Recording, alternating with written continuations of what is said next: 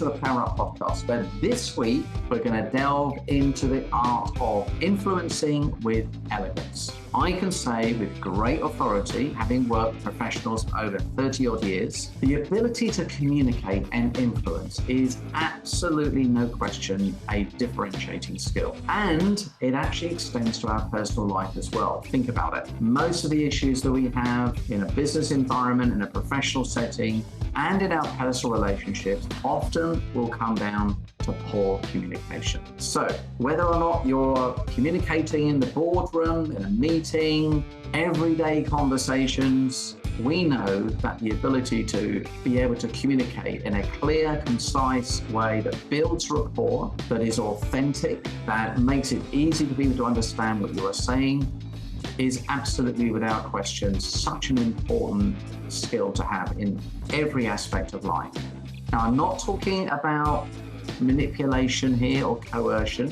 What we're talking about is crafting compelling narratives, building authentic connections, and creating win-win scenarios. I'm Martin Coburn, and this week I'm thrilled to be joined by a colleague and a master influencer and communicator, and sometimes funny storyteller, Ian Mackenzie.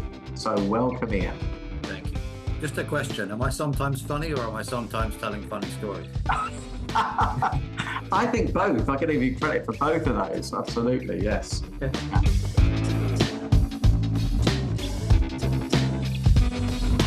So Ian and I have worked together for many years, and we have particularly worked in the area of helping clients win work. It's not just about pitching today, although that is a speciality for Ian. He has a fantastic track record. And if you're putting your influencing skills to the test, there is no better test when you're in a very, very competitive situation, multi-millions at stake. Clients have got lots of choices, and we're trying to help those clients make a firm decision to choose you over the competition. So, Ian, perhaps you just give a small, short introduction to yourself. As you say, I mean, in connection with the business, I've been focused on winning bids for, I don't know now, certainly 20 years, probably 30 if I bother to count it. And over that period of time, we have evolved a methodology and a way of approach. And I think equally importantly, a lot of wisdom as to how best to set up and deliver a proposition that people say yes to. And for me, pitching and certainly influencing is, you're right, it's not about manipulation or coercion. It's about making it easy and comfortable to say yes to your proposition. Part of that is good communication, but part of that, which I'm hoping we're going to discuss later, is about using certain strategies or approaches to make it easy for the decision maker or makers to say yes. And that's really the essence of the work that I do. So what I want to do today is discuss, I hope with you, some of the stuff that we've learned over the years about how best to employ influence to get to a yes. And for the listener who might not be involved in pitching per se, when we talk about the idea of pitching, we're really talking about any form of communication. Look, you could be having to sell yourself in a sales interview or in a job interview, sorry. You could be standing up in or on a Teams meeting or whatever, and you're presenting a project update. You're asked a question in a meeting. You're asked to give a point of view. All of these are opportunities where you're having to communicate. But also outside of work, Martin. I mean, getting a table at a restaurant. Getting a parking space. Getting someone to cut you some slack somewhere. I don't know. Negotiating with a traffic warden when you're 5 minutes late. One of my greatest regrets in life is that my wife really understands this stuff. She's learned it, she's seen it, and she's very, very good at it. So, she can, not manipulate me, but she's very good at influencing me in a direction that she wants. Indeed. So, I think it's, again, personal relationships, where you've got, issues with disagreements, the fundamental building blocks of, whether it's dealing with conflict in the workplace or in our personal life, it's the same. And there are some things that you can do. It's like, in a social setting. In some social settings, you're thinking, oh God, this person just drives me nuts. I have no idea what they're talking about. I don't know where they're going. I find them a little bit dull. The last thing I want to be doing is getting trapped in a corner of a bar or at the end of a long dinner party with the most boring person on the planet, because they're not making sense. We've all been there, or we're put in a position ourselves where we feel awkward because we can't express ourselves. So these skills apply to a myriad of different settings. Yeah. Let's actually I just want to perhaps first of all, if we haven't already, just sort of build the case for being a better communicator and influencer. Maybe you could just talk a little bit about that, Ian, about what's the real cost of not getting this right. And that was my first reaction when you brought the subject up, was that actually it's not just about the positives of being a good communicator, it's about getting rid of the downside of being a subpar communicator. So for me, the first thing is that you've got to understand the context, the media. You've got to understand the person's frame of reference. You've got to understand where they're starting from if you are wanting to move their position towards something that you are proposing. The key thing for me, number one, is to use language that they understand. I don't mean that in the terms of that they're Italian and you're English. I mean that in terms of communicate with them in a way which makes it easy for them to receive. Now, they might be much more amiable. They might be you take someone like Alan Sugar, it's very much how much, where, when, profit margin, numbers, don't care about your feeling. On the other hand, you'll meet people who are on the other side of the spectrum who are far, far more amiable and are more interested in building a relationship with someone. So you've got to be smart, first of all, about the communication style. If you impose yours on them, you are already gambling as to whether that message will be received. Because no matter how well it's structured and how clear and concise, if it's delivered in a manner which doesn't land well with them, you're already losing. We'll definitely get to that in terms of how we do that. I actually feel quite sad about this sometimes because I see smart, intelligent people not getting the opportunities that they deserve simply because somewhere in their own respective organization doesn't see themselves as being a credible influencer. And therefore, opportunities get passed up for promotion. They don't always come out and say to the person, look, we just don't think you're very credible in meetings.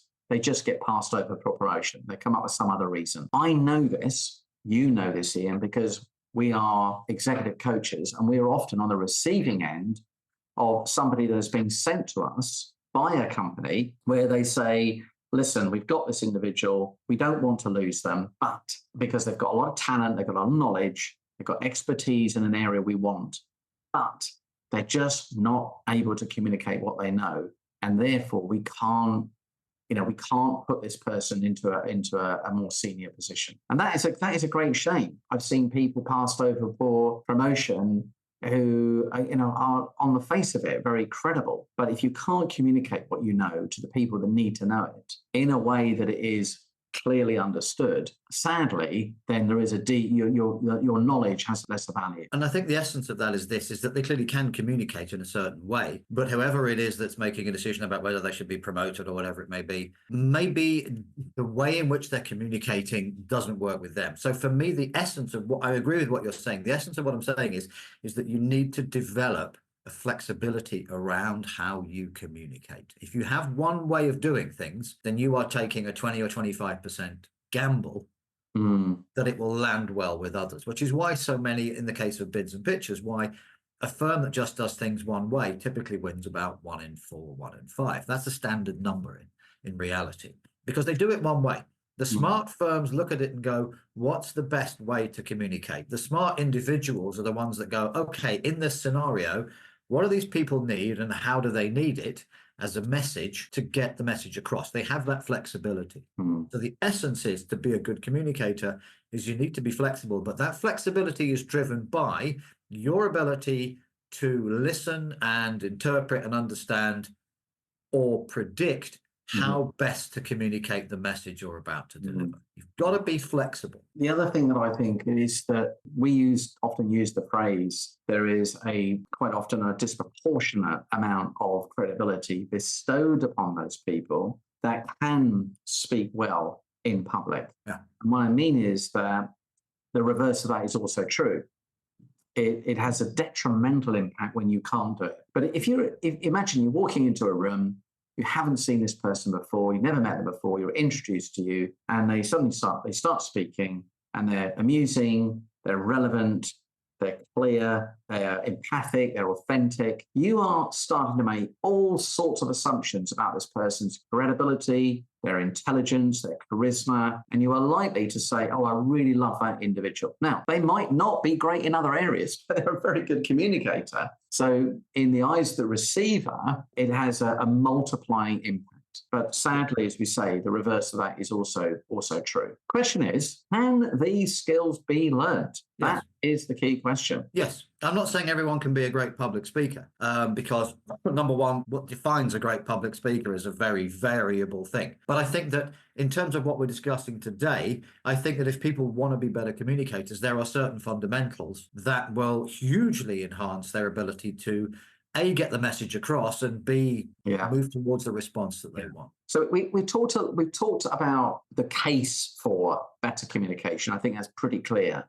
Before we get into actual strategies, it might be just interesting just to explore 2 or 3 mindsets of podium finish communicators. What is the mindset? For example, just to get us started here, Ian, and I think we both subscribe to this, that great communicators start with the premise that whatever response I generate in the audience has come from me. I'm not going to blame them for not getting me. I am going to start with the premise that the meaning of communication is the response it gets, and I created that meaning in the first place. Yeah, absolutely. Yeah. Just one caveat to that is that, and what that therefore says is, you need to understand who you're talking to, whether it's an individual or a group, as well as you can, in order to achieve that. You can't make the excuse of, oh, well, I didn't know that, or, oh, well, you got me wrong, you misunderstood me. No. So the essence of good communication is know who you're talking to and understand where they're coming from, as I said earlier, before you begin to prepare what it is you're going to say. Yeah. Well, that's very much, know your audience. So you take responsibility for doing the homework. You don't go piling in, and know your outcome. What is this piece of communication about? Am I trying to enlighten? Am I trying to inform? Am I trying to inspire? And maybe the conversation is purely about building rapport. Maybe it's about building trust.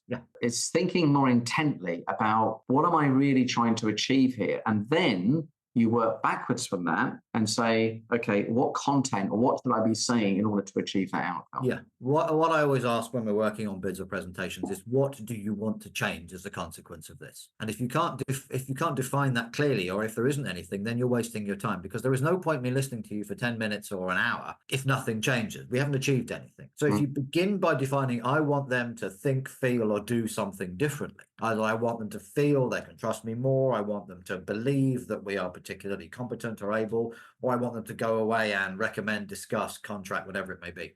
Define that outcome with that audience.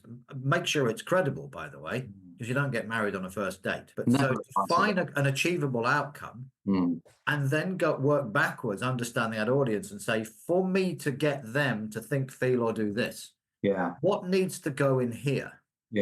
In terms they understand to get to that position. But it is your responsibility to define the outcome and to do the necessary homework on the audience and put the content in and communicate it in a way which is effective. And you cannot make any excuses if it doesn't land. If it doesn't land well, you either miscommunicated, or you misunderstood, or you were trying to bite off more than you could chew.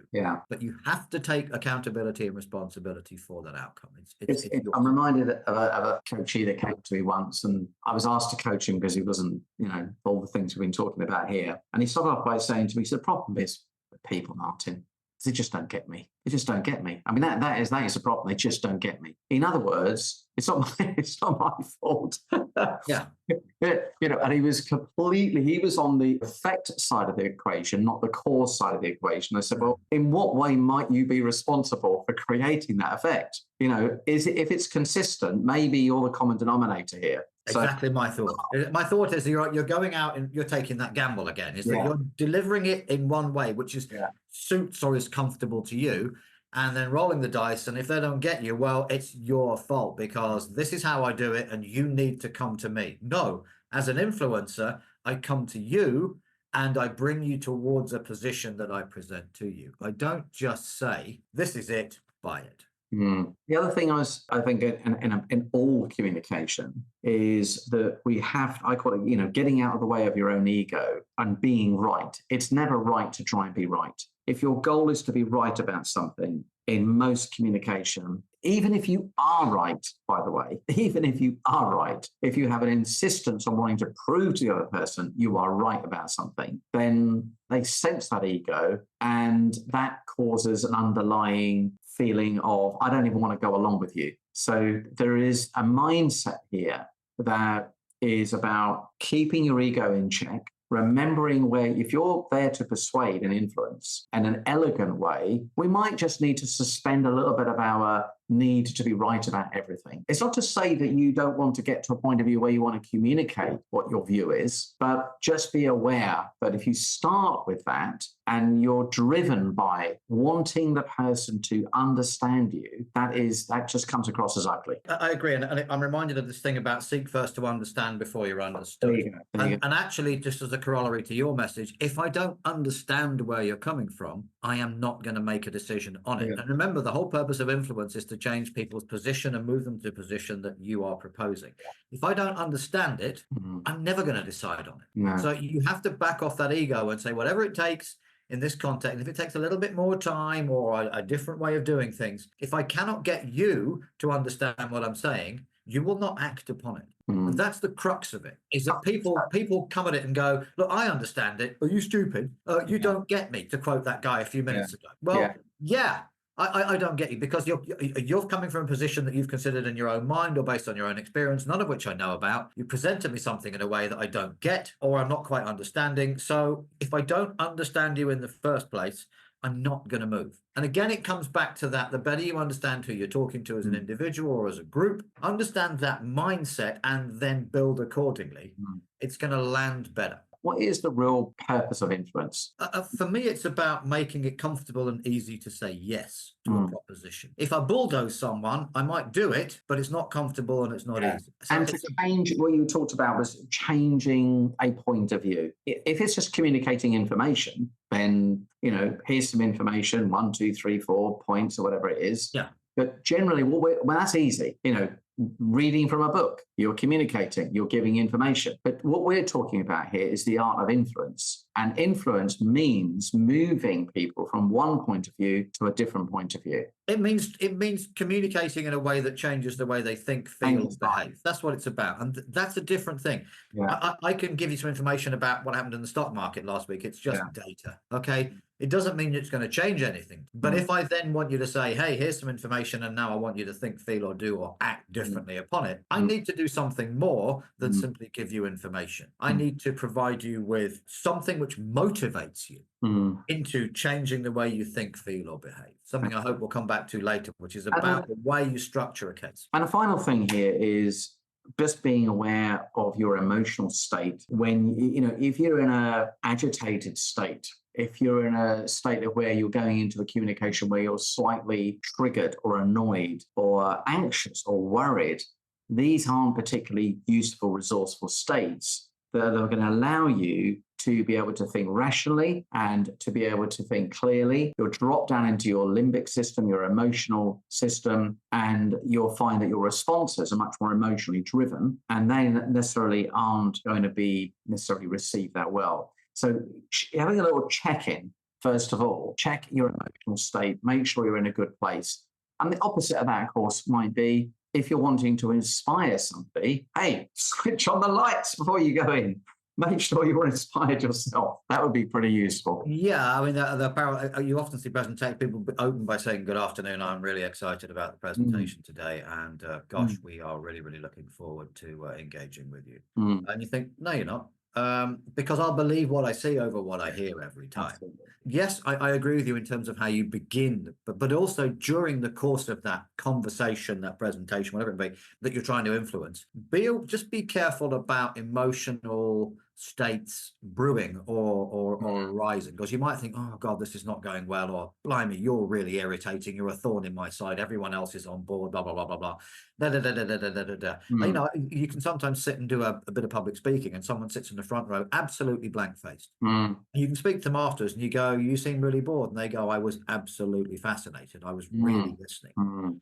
So be very careful about making those judgments. Oh, they're not saying very much, or they seem really irritated, or they're a thorn in my side, is the first thing. But secondly, even if it is justified, getting into an emotional state about that is going to make your responses potentially more personal. You're going to react quickly rather than considering, and you may well be making wrong assumptions, none of which are going to help it. So sometimes it's a good idea just to step aside and say, Martin, just help me understand where you're coming from with that last point. And they go, well, as a matter of fact, or Martin, you know, just clarify that. I need to understand before I can make myself understood. It comes back to that principle again, because I want you to understand me, then I want you to act on it. So just be wary about getting dragged into emotional thinking. Indeed. Okay, well, let's talk through some specific strategies and things that we feel their audience can sort of take away and apply. Maybe we'll start with gaining buy-in. Let's just talk about, how do you go about gaining buy-in to an idea, whether that is in a meeting setting, whether it is in a pitch, whether you're trying to persuade your partner, your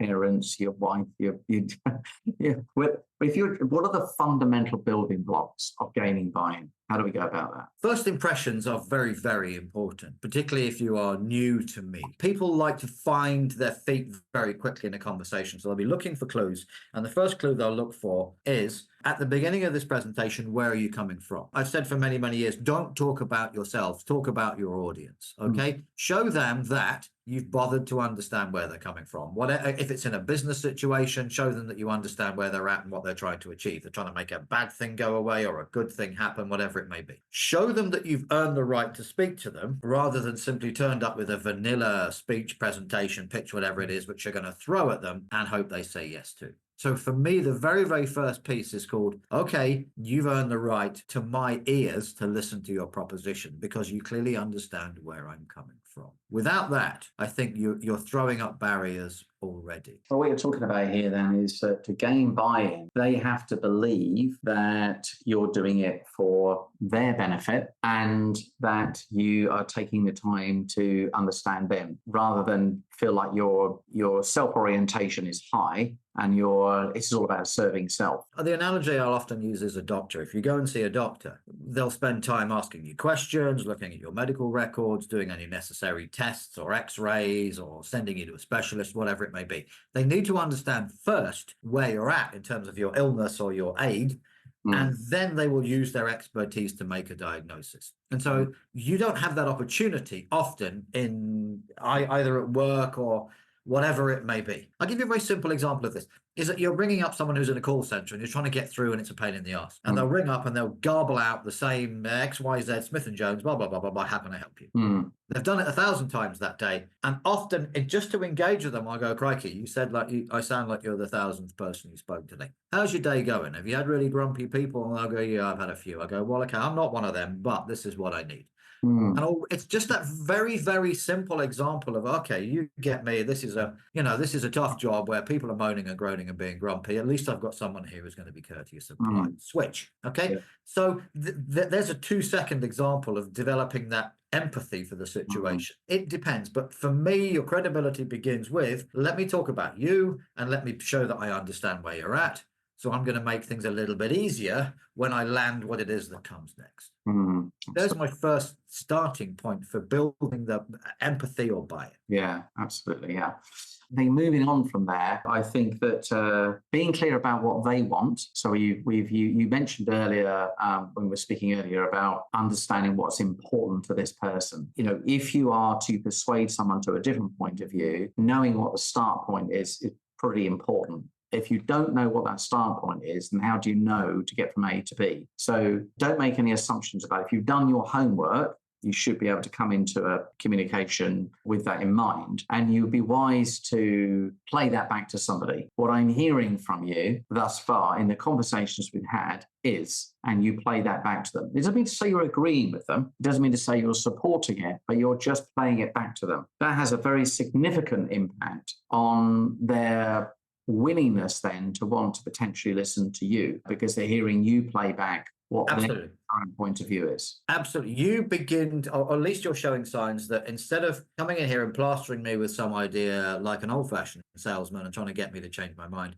your beginning is that you are treating me as an individual, and you show some understanding of the situation I'm in, which will allow me to engage in conversation. Absolutely. And then from there, let's say that we want to take somebody from a point of view, and we want to take them to influence them to take them to a different point of view. What might be a way of somebody sort of structuring that conversation? What would be some of the elements of a piece of dialogue or narrative that would help them move from one point of view to another point of view, without kind of like just charging at them and just saying, look, what you need to know and what you need to be doing is, and you're not getting this right, all that type of stuff, which, we don't doesn't work. So what would be some of the elements of that kind of more persuasive messaging? Just as a precursor to this, one of the things that I think has helped us enormously in winning a lot of bids over the years is when you are making a proposition, is that actually, rather than focus upon the reasons why I necessarily am excited about it, focus upon that small 15 or 20% that is causing or stopping me from saying yes. In other words, I don't trust you. I'm not sure it'll work out. What if it goes wrong? It might reflect very badly upon me. Our shareholders might this, that, and the other. You might not love me anymore in a personal situation. So actually, for me, I think one of the key things to understand is what's stopping you from moving to where I want us both to be, rather than focusing upon the reasons why I think that you, Martin, should come to here.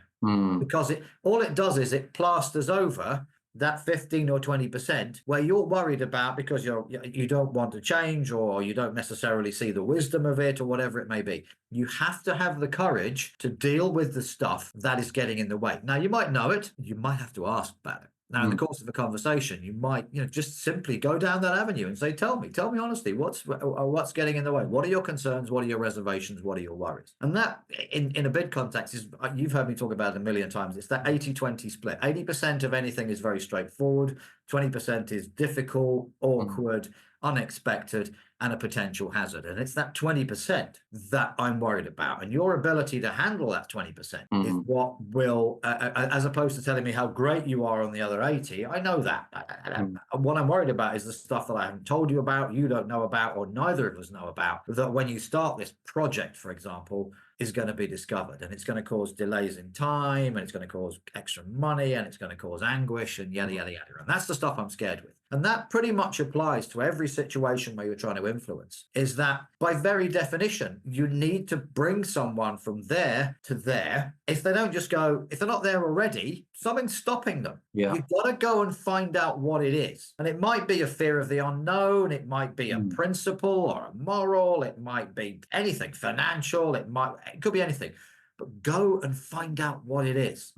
Or during the course of the conversation, unearth it and deal with it. Because if you don't deal with that, you'll end up with that the conversation will end with, okay, I'll think about it. And what often I'll think about it means is you haven't assuaged my concerns or my fears. You've told me all the glamorous, marvelous stuff, but in the back of my mind, it's called, it might be detrimental. It might be more difficult. It might demand time that I don't have.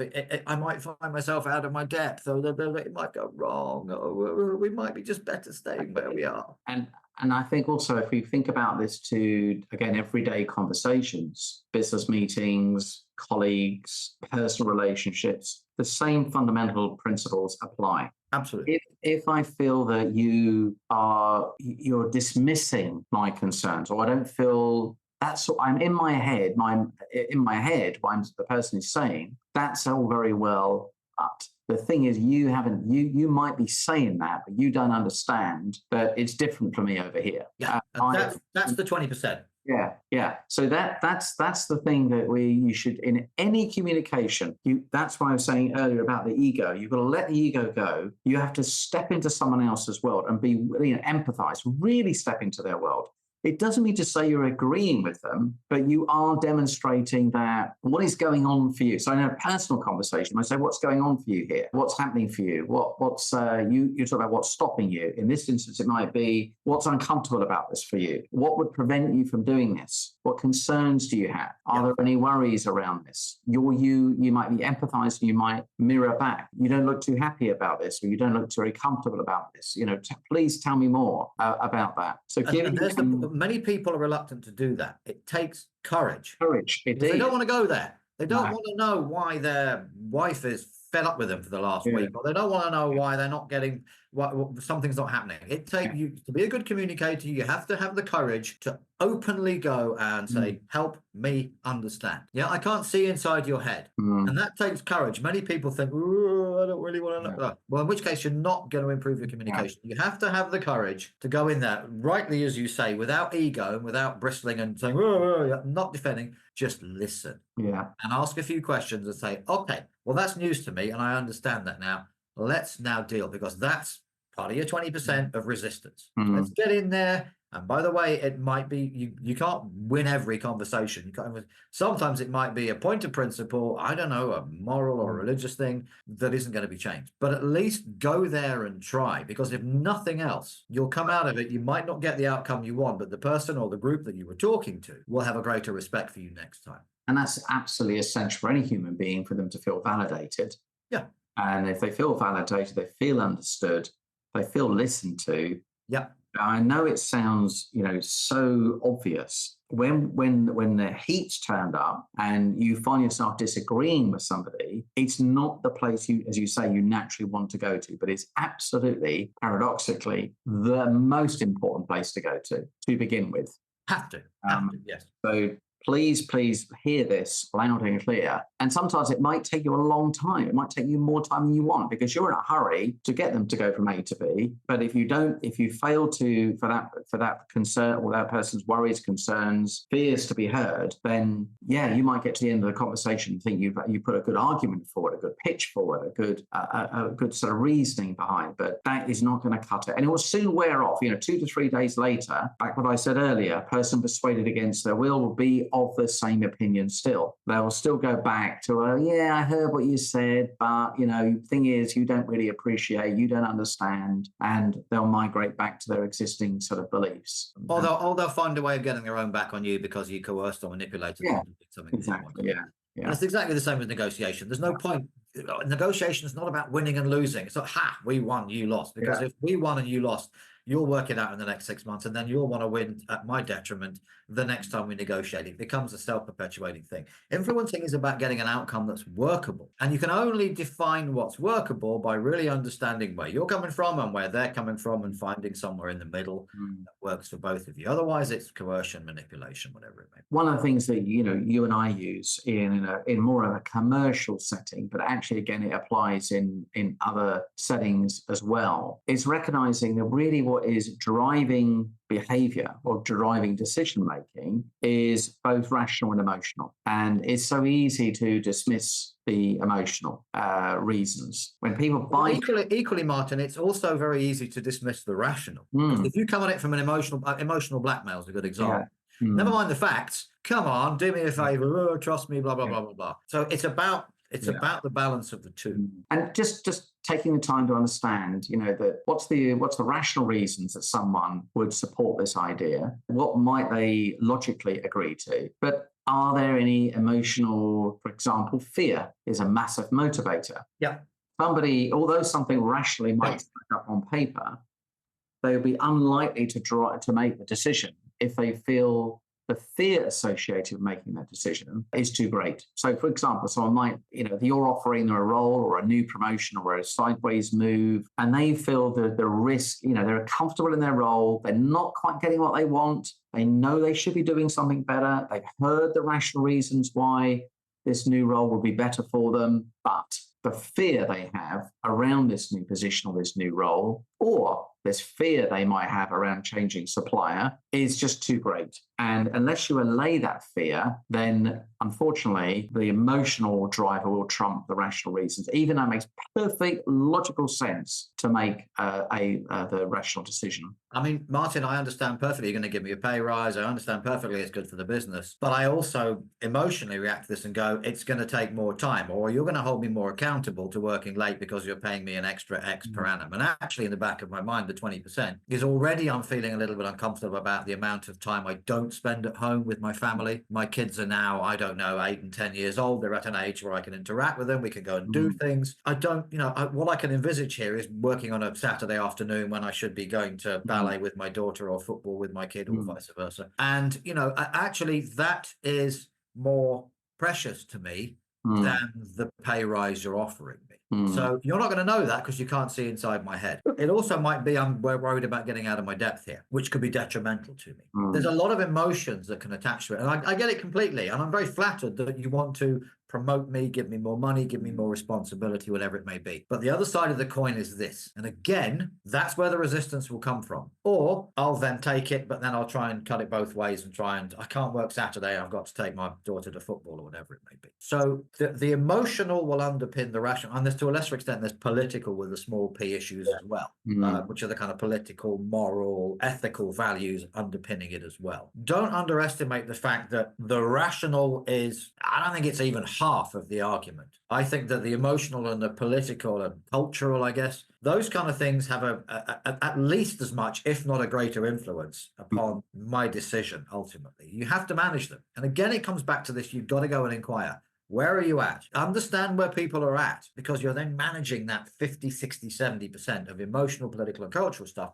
that feeds into the rational. And if you just give me the rational, you're only giving me, at best, half the argument. I think a simple little technique that we use that you can use in just everyday conversations, or you can use in if you're speaking to if you're more in a professional setting here and you're speaking to potential client, is how, little, what, which, why. It's such an easy thing to use, where you simply ask, when you think about this new role or this new job, or if it could be, well, let's take a job. It's nice as an example. You might say, so what's important to you about this new role or new role that you want? What's important to you? What's important to you about your next step in your career? And they might say, well, I'm looking for greater autonomy. I want to have greater variety in my work. I want to know that the next role I'm going to be has good prospects for me. I'm coming to an important part of my career where decisions I make next, I want to make sure there's going to open up new opportunities. They might say, I want to be on a steep learning curve, and I want to know that I'm going to get proper opportunities to learn and expand my knowledge, blah, blah, blah, blah. So you list all these things out. Then what you would then say to them, you mentioned a number of things there, Martin: career advancement, variety, autonomy, et cetera, learning. Which of those really are the most important to you? Yeah, give me a sense of priority on those. Yeah, sense of priority. And it's very conversational. You don't need to make this a very because I'm mindful of when we're talking to our listeners here, Ian, we've got people that are not in a professional setting, not trying to win £1,000,000 bids. And we've got people that are, most of our audience are professionals, I would say. Well, I really want to make sure that we're conveying something that it can be applicable to anybody in any even everyday conversation. So make this conversational. What's important to you about this? In the job scenario I gave in a list. That's the rational stuff. What are the factors that feed into this? And by the way, when they answer that question, they might mention more emotional factors. I want a role where I feel excited, motivated, free of fear, or I don't want somebody on my case all the time. Yeah.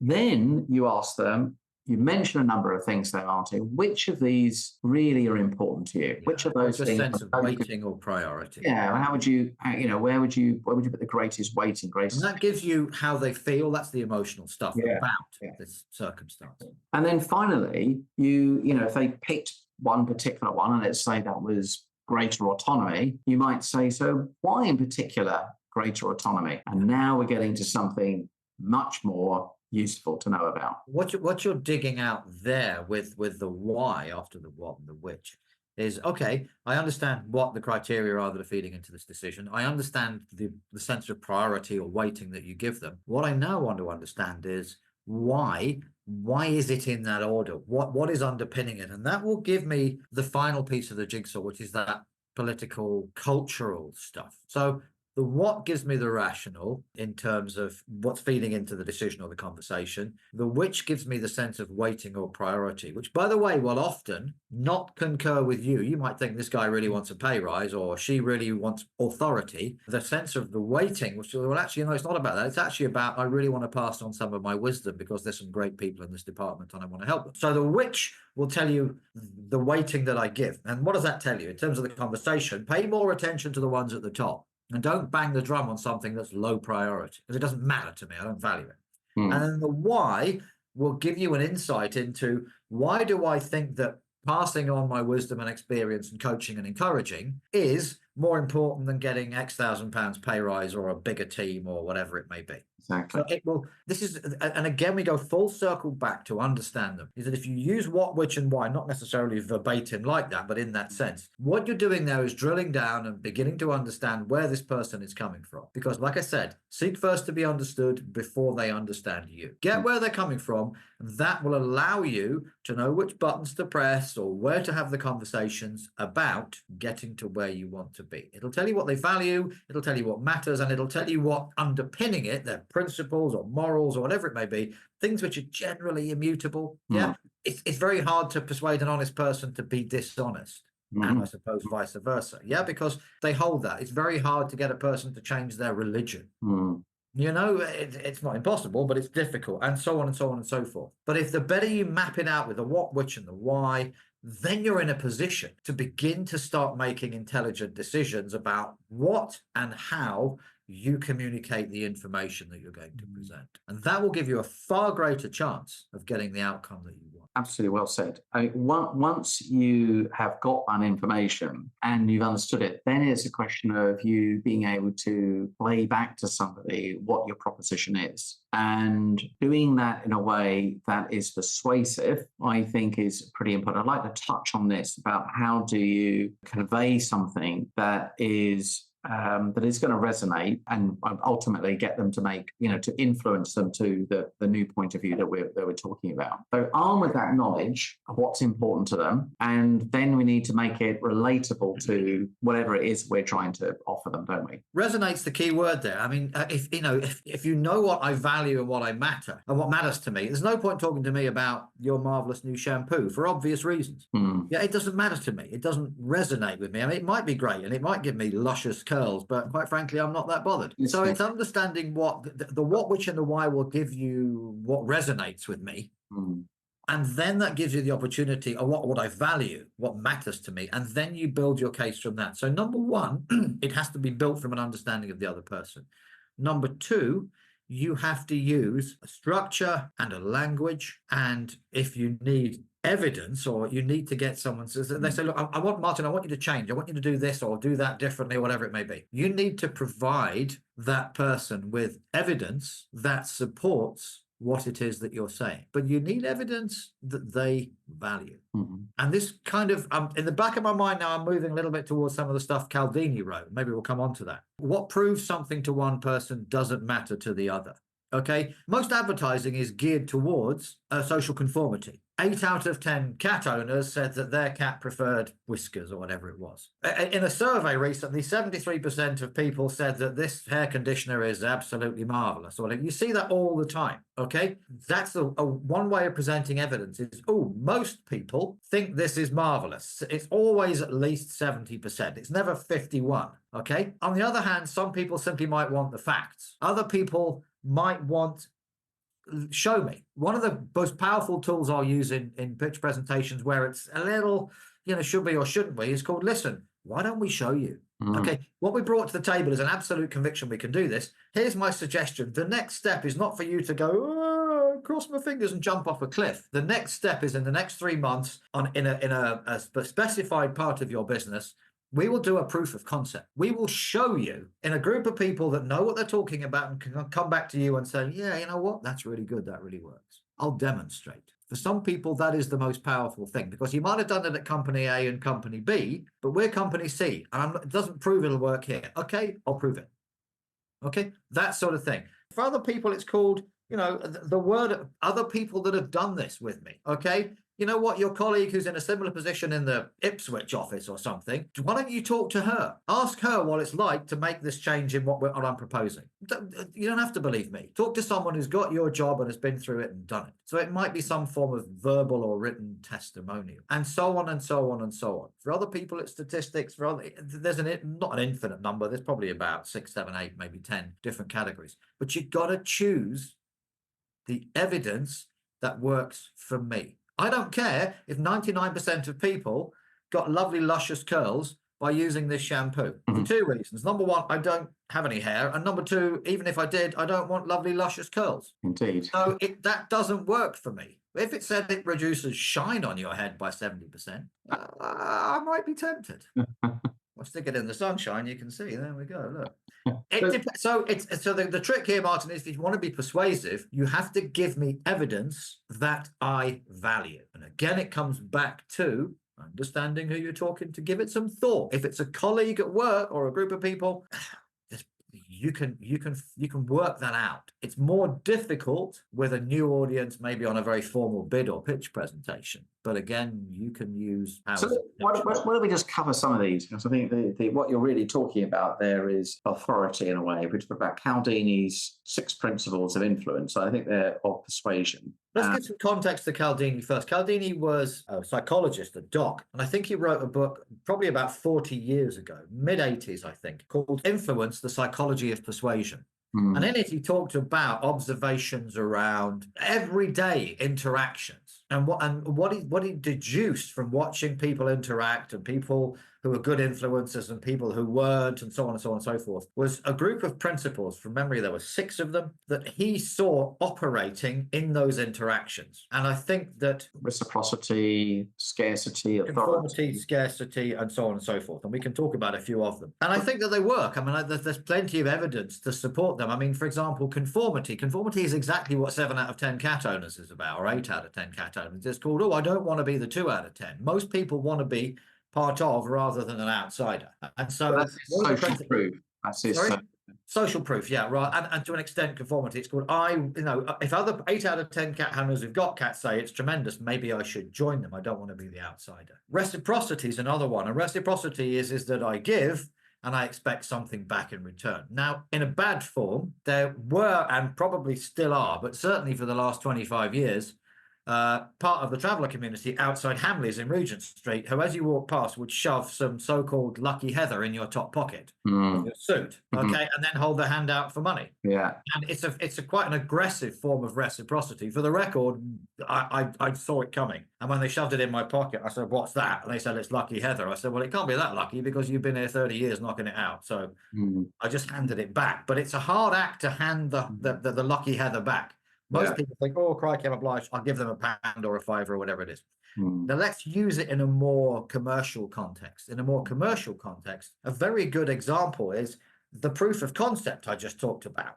Okay, we'll do that, and we're sufficiently confident of our ability to prove to you that we can do it, that we'll do that proof of concept free of charge. Now, it might be 30,000 quid for a 30 million contract. So it's neither here nor there. But the point is twofold. Is number one, I'm going to show you. But number two, when I have shown you, your likelihood through reciprocity to say, okay, let's go ahead, will go up. And there's another aspect to it, which is trust. The currency of trust is risk. It's a great way to build trust, is that actually I'll take a risk at my expense to prove to you, you'll watch it happen in front of you. And if it doesn't work, then you haven't lost anything, but I'm sufficiently confident that it will. So I will take the risk of the time and money involved in doing the proof of concept. And ultimately, when my confidence is justified, you know what? I'll have built trust because I've shown you. Okay. Let you see it in front of you. There's an old adage that was often taught by our parents and by our school teachers when we were kids: treat others the way that you would like to be treated. Of course, this doesn't necessarily completely transfer to communication, because in reality, what we should be doing, we should be treating others as they wish to be treated. In other words, other people like to be communicated in a way that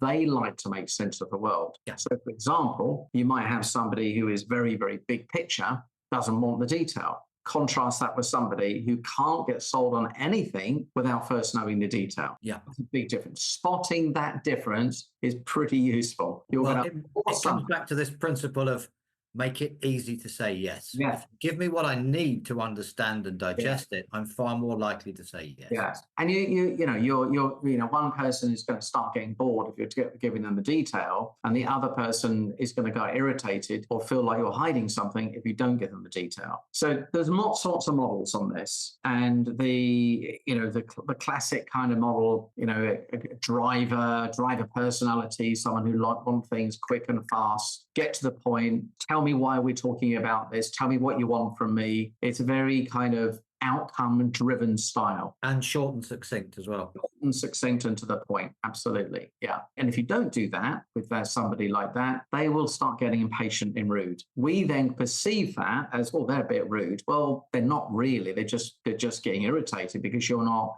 communicating in a way that they would prefer. And the diagonal opposite of that is that very detail-oriented person that actually says, if you give me sequentially and logically all of the information that you've got, that will help me come to the conclusion that you seem to have come to. What I'm not going to do is just go, okay, fine. I want to be reassured by the logic or the thinking behind it. It's more, what we call that, more analytical as a summary term. Someone who's more analytical, likes evidence, likes a rational argument, loves to be presented, doesn't like fluff, hates people meandering all over the place. And gaps in logic as well. Yeah. Then you have someone who is more amiable. They're much more likely to be someone who is perhaps better at building empathy.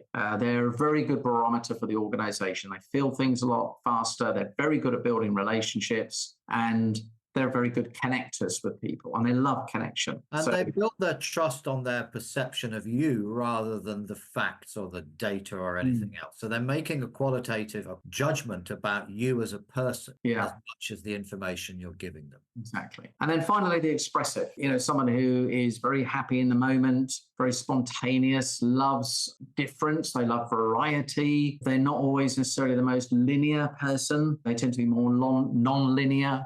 They're happy to deal with ambiguity, whereas analyticals don't like ambiguity. Expressives are much happier in that space of dealing with ambiguity, much more comfortable with that. And they like a sense of excitement as well. They love a bit of excitement, which again can start to irritate others who want you to be calmer and more methodical, and you're being too noisy and too loud and too fast and too quick, and you're jumping from one thing to another. So look, there's no right or wrong here. Absolutely no right or wrong. There is no better or worse. There just is what we are. Just in the same way, we're all different human beings, height, shape, whatever, accents, culture. We have different behavioral styles. Our job as a communicator is not make somebody wrong for the way they're communicating so we can make ourselves right. Our job is to be able to recognize that style in others and then act accordingly. So, and listen for the clues. Again, it's this thing, you can ask what, which, and why, but listen to the answers. Listen to why they have a preference for this rather than that. Yeah. Listen to what the answer to the why is. The answer is, oh, I like them more. I prefer working with them. That's going to point you towards amiable. Or they deliver the goods. That's going to point you more towards that left or towards that driver sort of thing. Or it's really exciting. We can take a risk. I'm sure we can pull it off. It's going to point you towards expressive. And the analytical is going to go, stop. Who told you that? Or can I see that information? Where is that report? That's going to tell you that they're more analytical. You've got to listen for those clues. I think in the context of presenting, what we want to be able to do, if you're trying, you want to be able to appeal to all four styles. And that is the real magic. That's what the best presenters do, the best influencers do. Well, they have the ability to do it, because actually, if you've just got a driver, you don't want to use many other styles, but you need to have the ability to switch between them. To meet either different members of your audience or to tailor it specifically to an individual person if it's a one-on-one conversation. But you need to be aware of them, and you need to start listening, and you will hear clues around you all day, every day. Just tune into them. Listen, we've talked a lot about some of the preparation and some of the thinking, some of the models, but the reality is that at some point you've got to put the damn thing together, at least in your own mind or on paper. And I think that there are two things for me that make something influential or persuasive. Is number one, I need to actually believe what it is that you're telling me. And that comes back to what we talked about with evidence and so on. But secondly, equally critically, I need to understand it. Because if I understand it and I believe it, I may well act on it.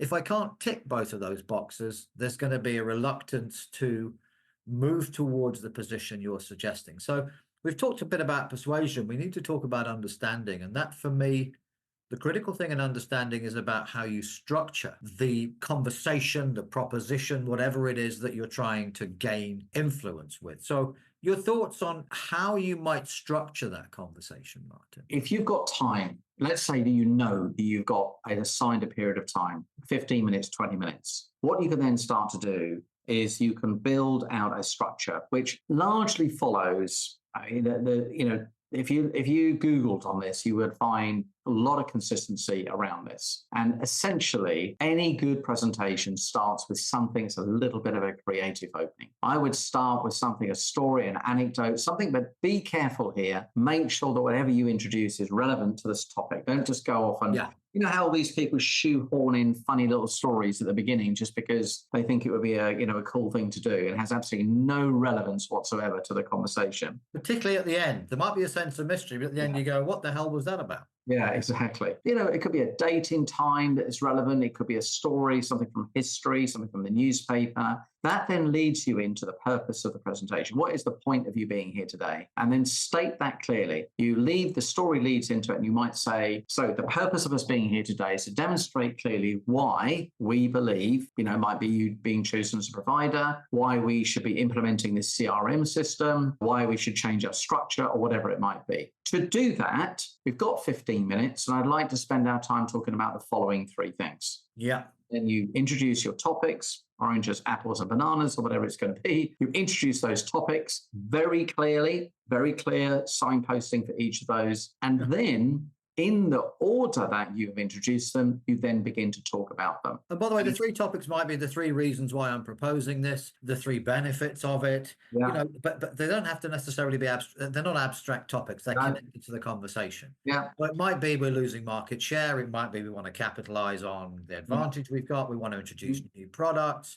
We want to look at pricing structures in order to remain competitive, yada, yada, yada, yada, yada. But give me those three headlines. It could be, past, present, future works quite well. Something as simple as that. What we're going to do, how we're going to do it, and why we should do it. It could be something like that. Simple structure. Yeah. What is key here is that you signpost when you name your three things, which, why, or whatever, and then you say, right, what are we actually going to do? And you talk about that. Why do we think it's a good idea? And then how are we going to do it? But you signpost each when you come to them. Then all good presenters will do this, and they do this very, very well. They summarize on behalf of the listening audience. Yeah. And this is always met with great gratitude because people might have disappeared off somewhere while they're going to have their barbecue in the evening. Right towards the end, you say, look, can I just summarize what we've said today? And a summary is exactly that. It's not new information. It is a clear summary of the three things you've spoken about. So if you're talking about oranges, apples, and pears, you summarize on oranges, apples, and pears. And that summary, in essence, is like, okay, what have I just told you? What have you just learned? Yes, yeah. Or what's in it for you? Yeah. But that synopsis, all the information you've delivered, say, right, let's just go back for these again. The point about oranges is this, from your point of view, apples is that, and from your point of view, bananas is that, or whatever it may be. So there has to be, it brings it together, but it also allows me to go, got it. And then finally, you need to have some sort of conclusion. What is the concluding point? Because essentially that's why you're there. You started off with a purpose, you come to the end of that, and ideally would be much the same thing, and you're coming to some sort of conclusion. Ultimately, then you need to let the audience know what you want them to do with this information. What is the next? And we'll put this in the show notes so you can see this structure, but it will be a game changer. If you structure every presentation using that structure and you're very clear, it will immediately, and I mean immediately, impact the quality of you as a presenter. One last thing I'd add, and that is the conclusion.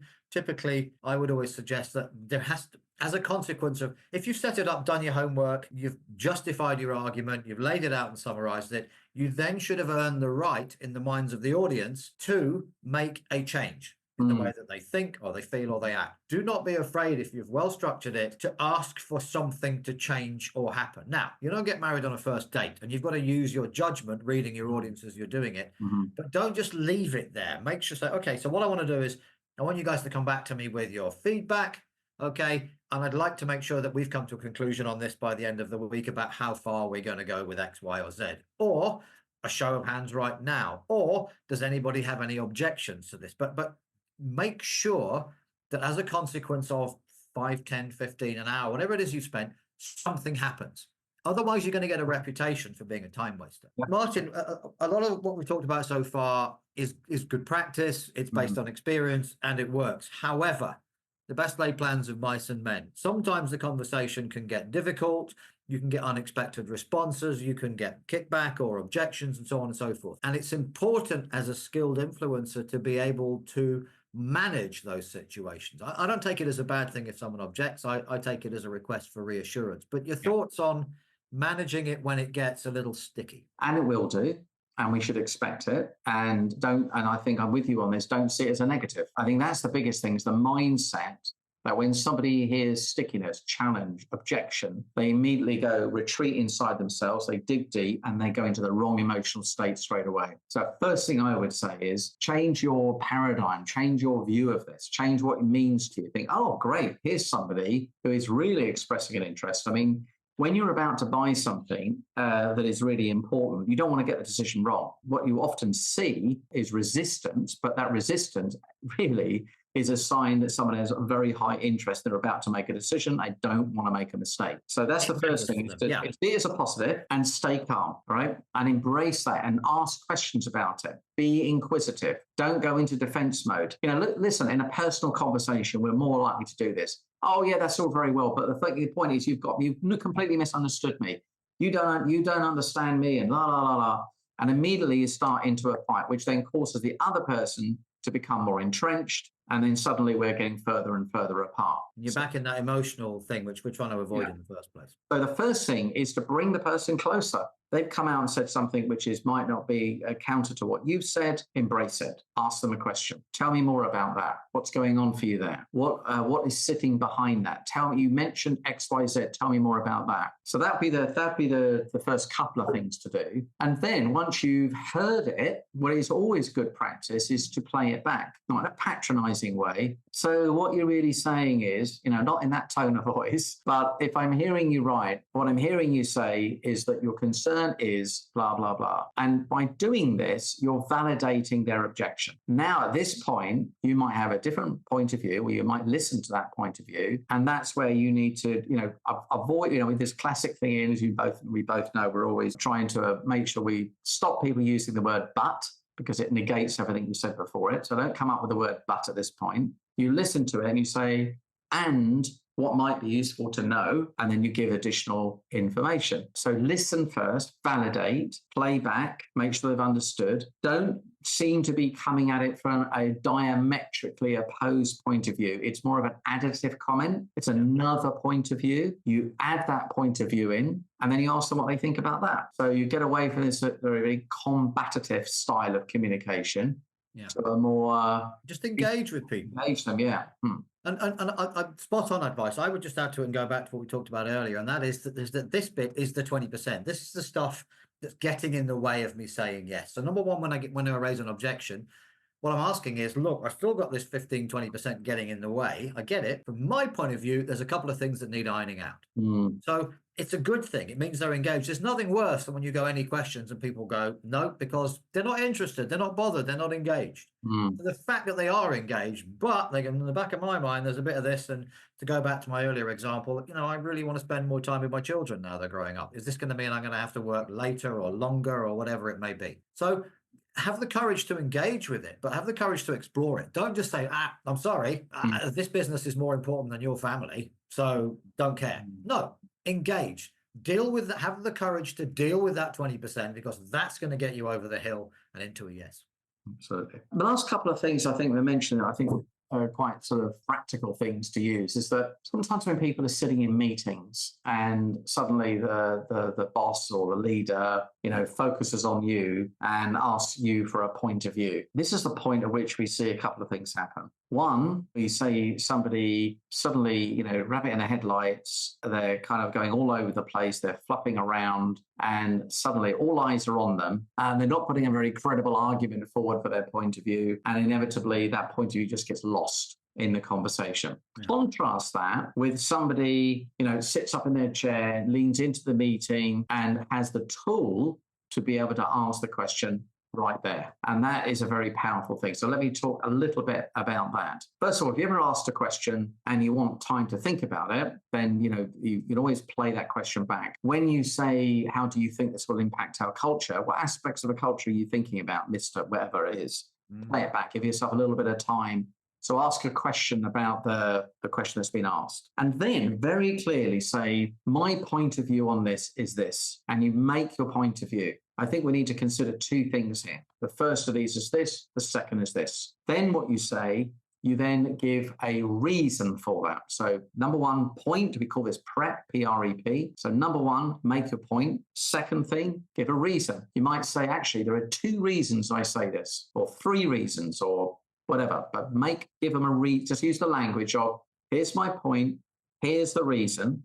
And then to add a little bit more energy and a bit more validity to it, you can then come in with some evidence and say, why do I know this to be true? Or why do I feel so certain about this? I would ask you to look at what happened 6 months ago when we implemented blah, blah, blah. It worked, and it worked for these reasons here. So yes, my point of view is very clear. When it comes to this culture change, I think we should be doing this. And that is a very clean, simple way. So make a point, give a reason, provide the evidence, and restate your point again. Absolutely. And not only does it answer the question, but it might also open up the debate. And the thing I picked up on that is that often when something is thrown at you, the question you're asked has a question behind it. And that's why I absolutely agree with you about going back and saying, and often the phrase to use is, just help me understand what you mean by, you talk about how do I feel about this? Do you want to know my gut instinct on this? Do you want to know based on my experience, how I reacted to it? Help me understand better. And then I could answer your question. And number one, it gives you a bit of time. But number two, often if you just dig a little bit, you'll get the real question.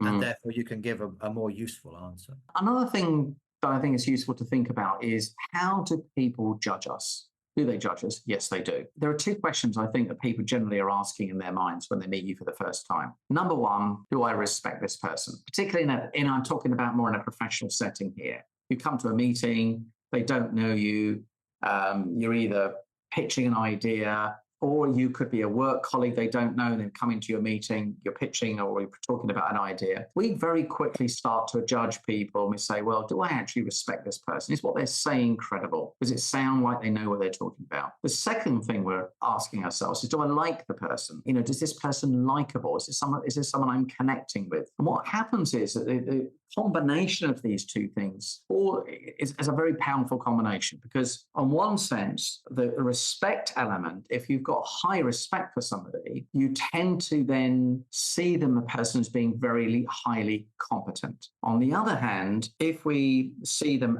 we see them as being strong and competent. On the other hand, if we see that we like the high likability, we tend to see them as somebody who has a high feeling of connection and warmth. And that combination of strength and warmth, we tend to have admiration of people who fall into that category. Too much strength, not enough warmth, and suddenly we're in fear of that person. Too much warmth and not enough strength, we're now starting to question that person. Nice person, but are they really making sense? And then, of course, contempt for people who don't have either, right? When we think about strength and warmth, what might be, if we were just to think about some of the things we've spoken about already, Ian, all right, are going to build strength. Some of the things we've spoken about today in this podcast are about building warmth. Would you agree? Yeah?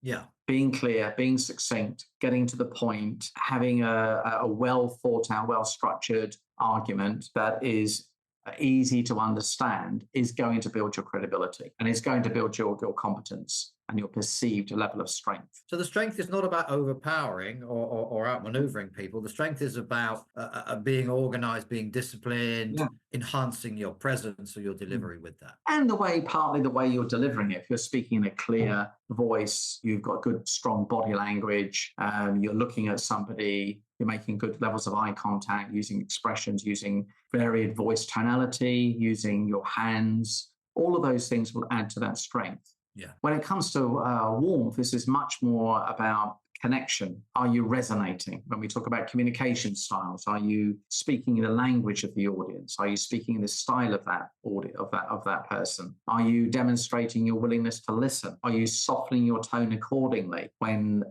maybe they've got a different point of view? Does the person listening feel like that you are actually communicating in such a way that it's of benefit to the audience or the listener rather than self? So all of these things will help build a stronger sense of connection and empathy. And I think facial expression as well, humor, the ability to smile at an appropriate time, eye contact, appropriate eye contact, which isn't psychotic staring, but all of those things to me communicate a sense of, okay, there's nothing here that's ringing any alarm bells. So look, this is just things for you to think about. And if you want to really, what we find is when we're coaching people, we create sort of like a classic 2x2 and high strength on one, high warmth on the other, and we say, where would you plot yourself? And we would, talk that through, and then we would say, right, I perhaps need to work on my strength. I need to work on my warmth. And there is generally coaching tips you can do around that. So think about where you might appear on that grid, and then think about what you might need to increase the impact of your own personal communication and how many people you can appeal to.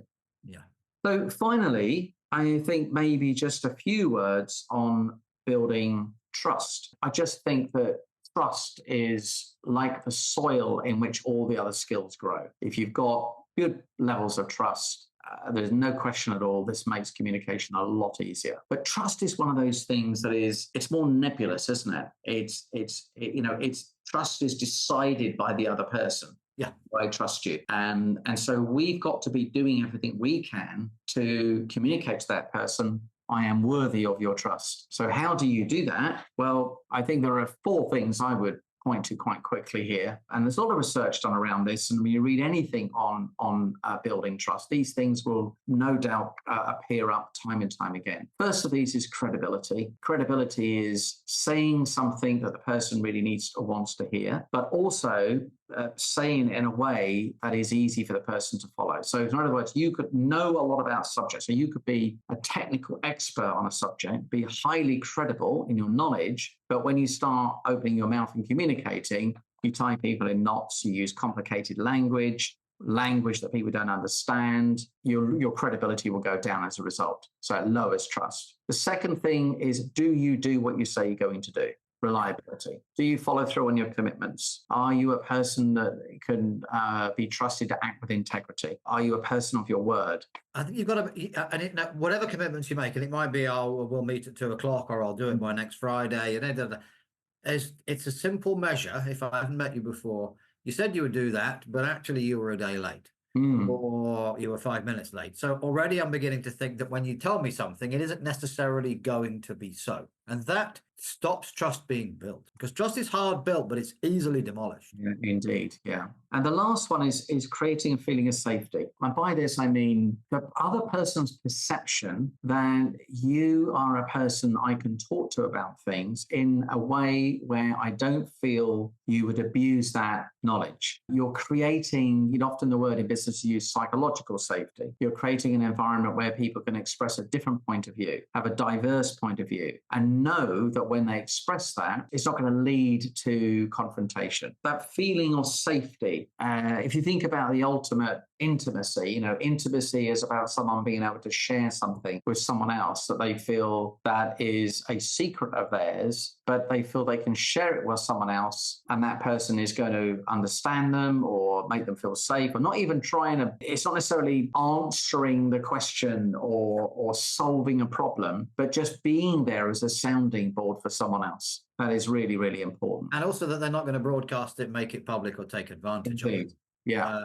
And it's a great trust builder. I'd like to also chuck in risk. And I think that one of the quickest and one of the smartest ways to build trust is to take the first risk. Yeah. And that risk might be, I'm sharing a secret with you. The risk is you go and make it public. The risk might be financial. The risk might be personal. But the point is that if I am engaging with someone and I want to build trust with them, then I should be cognizant of the fact that if I take a risk with them, and the risk is that they might capitalize on it, whatever, I am showing that willingness to trust them. And that will again come back to Cialdini and reciprocity. Listen, you need to know something. Frida is leaving. She's whatever XYZ. She's been headhunted. Okay, whatever it may be. Something like that. It's not a big secret per se, but please don't make it public right now. Yada, yada, yada, yada, yada. You gotta make the first move if you want to build trust. You can't expect someone else to trust you and if there's no risk. I don't need to trust you if there's no risk. Yeah, it is interesting to note, isn't it, that paradoxically, demonstrating vulnerability is one of the fastest ways to build trust. Yeah, because you're taking a risk. Yeah, exactly. It's as simple as that. You know, risk is the foundation of trust. So the final thing on that, I would say, is just be aware of the fact that when you're communicating to the other person must perceive you as you are doing this for them. As soon as they feel that they have too much high self-orientation, that it appears like everything you're saying is for yourself, or you keep coming back to yourself, or you keep coming back to an outcome for yourself, not for the other person, that's going to make people very suspicious and guarded and not willing to open up, and it will definitely lower trust. This person seems to be all in this for themselves. They seem to be the most popular person in their view in the room. And, something I'm not saying we shouldn't promote ourselves at all, but you've got to be aware of how you are coming across to other people. It's a bit ugly. Nobody likes it. Even if you are the smartest person in the room, don't start trying to be the smartest person in the room. That's not the best way to build rapport. I wonder what that's like. I've never been in that position. But on the other hand, I'd also counter that by saying that if I just sell it on the basis that there's everything in it for you, in the back of my mind, I'm going, yeah, and what's in it for you? Yeah. So I think actually striking a balance between, if it's all what's in it for me, as someone that's trying to influence you, you're quite right. I'll become. Yeah, no, that's a fair point. Yeah. But if I throw it and say, you know what, it's going to be great for you, and everything will be lovely, and blah blah blah, and there'll be spangles and glitter and lovely music, it's going to be great. And I go, what's in it for you, buddy? Yeah. What's in it for you? So don't over. It's about striking a balance. And I think the bigger danger, as you quite rightly say, is that it's too much about me. Yeah. But don't go too far the other way as well, because then I become suspicious. Excellent. Well, thank you, Ian, for joining me today. I really appreciated this conversation. I know it's something that we could spend hours and hours on, and each of these subjects we can go into a lot more detail on. It's something we both enjoy. It's something we work a lot on working with clients. And I'm pleased to say that we can see an instant difference when we're working with those people. So thank you for listening once again, everybody. And as always, if you feel that this has been beneficial to you, please do share it with your colleagues and your friends. You might have people you've got in mind for this as you're listening to this, thinking, I know somebody does the opposite of everything that Martin and Ian is saying, I can't wait to give this podcast to them, then please do. In our next episode, we're going to be talking about stop overcommitting and mastering your boundaries.